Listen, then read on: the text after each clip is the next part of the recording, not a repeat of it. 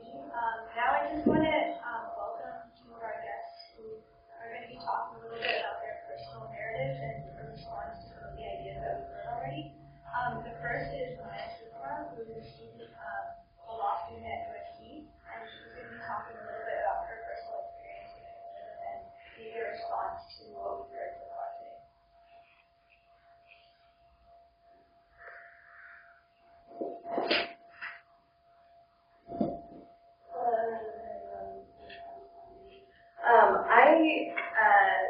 You all don't really know me, so I'll give you a little bit of a background. I grew up in the Bay Area, and definitely say I have a very Hindu upbringing. My family is Tamilian, we're South Indian, and so I was definitely raised in an atmosphere of Carnatic music and Bharatanatyam. And our family is involved in the Chennai mission, and I started attending those classes from the age of 4.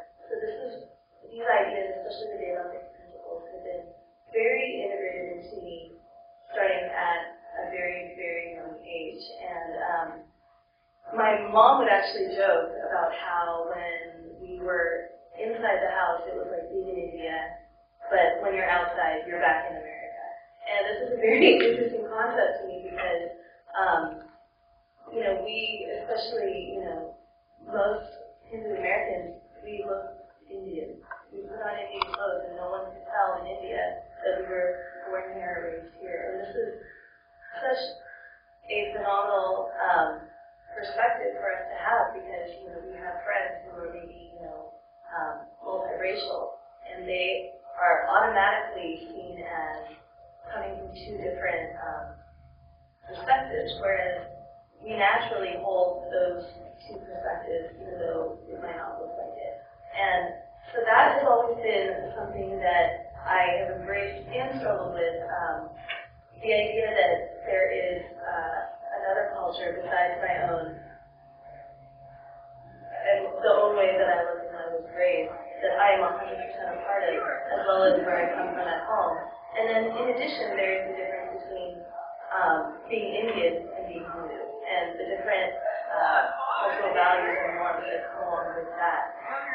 Something that always was put into everything I did was this idea, as Swami just mentioned, about the fact that there is an understanding in coming from this perspective, this idea that truth is one, the paths are many, and that path that you've chosen is yours and yours to be proud of. I think that in having an understanding of myself, it makes it much easier to have an understanding of others. This is proven true time and again when faced with a project. It's always about having a very strong understanding of where I come from and then see what someone else has to offer and moving forward with that. So I understand many of you are undergrads and undergrad students, and one thing I would just say is that no matter what path you choose, take it on boldly and with courage and faith, because it really doesn't matter.